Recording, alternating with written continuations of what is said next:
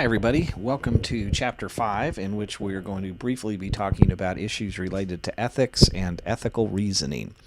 In Chapter 5, we'll be looking at those issues, and while much of the discussion of ethics in many instances appears to be very academic, we will try to look at some practical approaches to analyze ethical issues in our lives and in business. Again, as usual, please review the learning objectives for this week's material. During this week, we're going to be attempting to define what are ethics and what are business ethics. We're going to be evaluating why businesses should be ethical. We're going to be explaining and examining why ethical problems occur in business. We're going to attempt to identify managerial values as influencing ethical decision-making in an organization. We're going to recognize or attempt to recognize how people's spirituality influences their ethical behavior. We're going to attempt to understand stages of moral reasoning, and we're going to use generally accepted ethics theories to try to analyze ethical problems. Ask 100 people about the meaning of ethics, and you will probably get 100 different responses. Are we talking about right behavior versus wrong behavior? Are we talking about moral conduct versus immoral conduct? And if so, what are the definitions of those particular concepts? Where do our ethical values come from? Well, it seems to be incredibly individualized based upon our socialization. In other words, as children and as adults, are we exposed to religious issues? What does our education look like? What does our family look like? What sort of influence do our peers have upon us? What sort of influences do our communities have upon us? The media, things of all of that type of thing all can come into play in socializing each of us a bit differently, perhaps, than from the next person. Which brings to mind the question of, is there a general set of ethical principles that globally guide the world's behavior?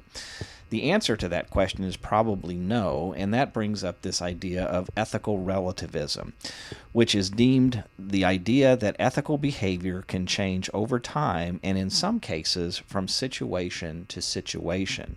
In other words, look at what was ethical back in 1950 versus what is considered to be ethical in today's time and place.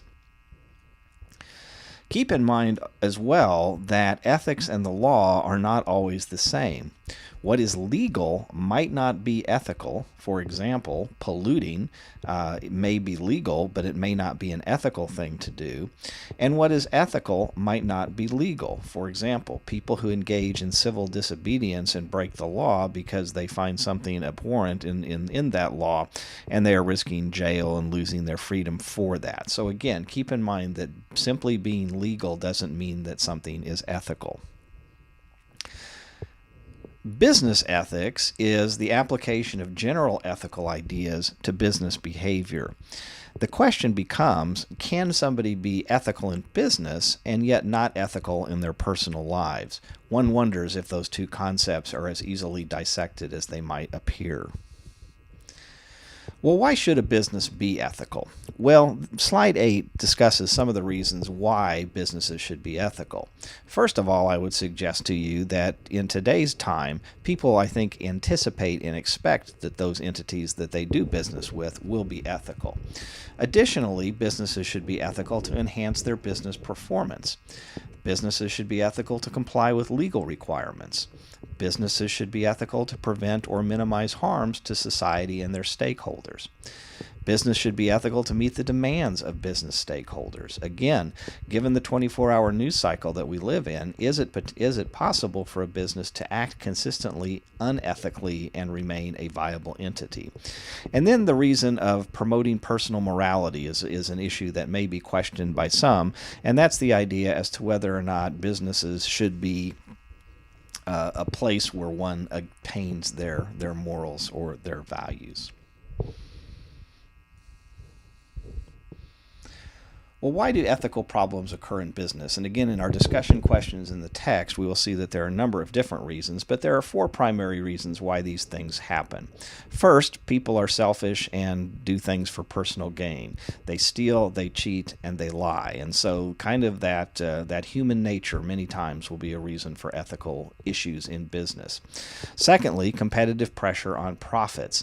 The boss is expecting you to perform. The boss is expecting you to close that deal. The boss is expecting you to meet this quota.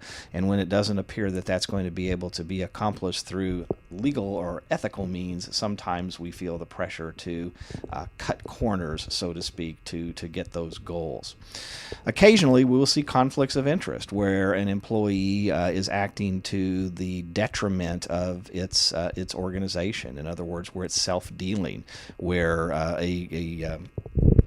somebody in real estate in the course of their business comes across a potential deal and they engage in self-dealing with it to the exclusion of their company. That can be a reason why we see ethical problems in business.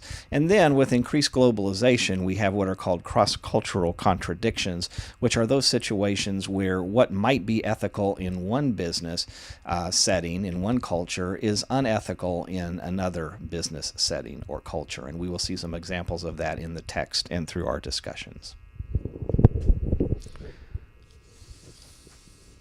Slide 10 is simply an illustration of those issues as to why businesses have ethical problems in them and the personality types and attitudes of the folks who may be engaging in those particular issues. So please be aware of the information contained in this slide that is also set forth in your text.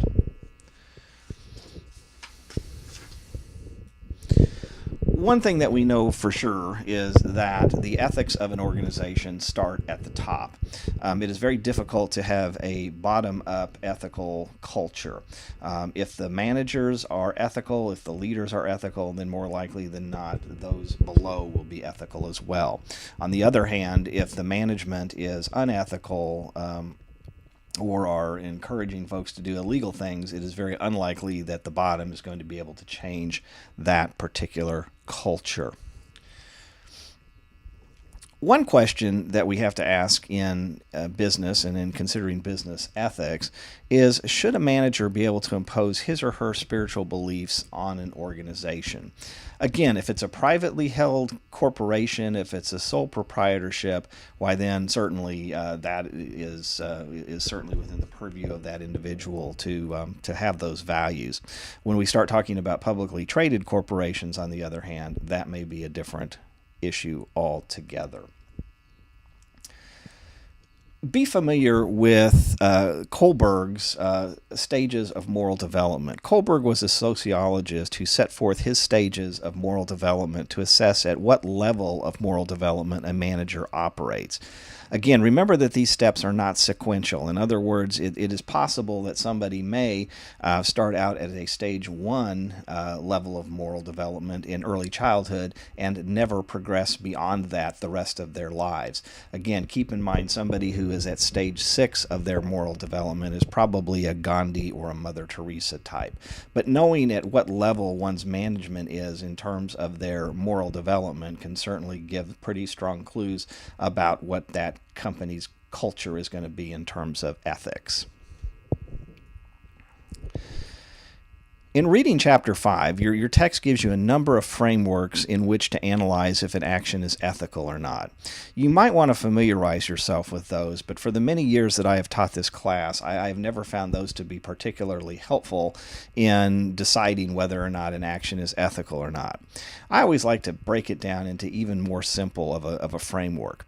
Ask yourself, how would I explain my behavior to my children if I was pressed to do that? Or how would I feel if I read about my behavior in the newspaper? Or how would I explain my behavior to friends and families? I think many times asking oneself those questions is much more effective and insightful in determining whether an issue is ethical or a behavior is ethical, as opposed to going through the rights, utilitarian, and justice analysis. But you may well want to review those for your own general edification.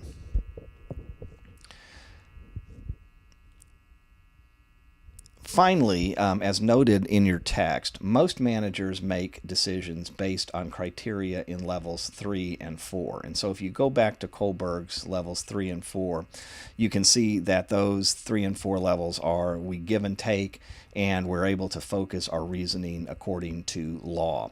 So really not a really high-level ethical decision-making, but more so trying to be compliant with sort of cultural norms and what the law is at that point in time. Very few of us will have an opportunity to work in an organization where our managers are applying those stage 5 and 6 level ethical beliefs. In Chapter 6, we're going to spend a little bit of time talking about how can an organization operationalize ethical programs. So we'll talk with you then.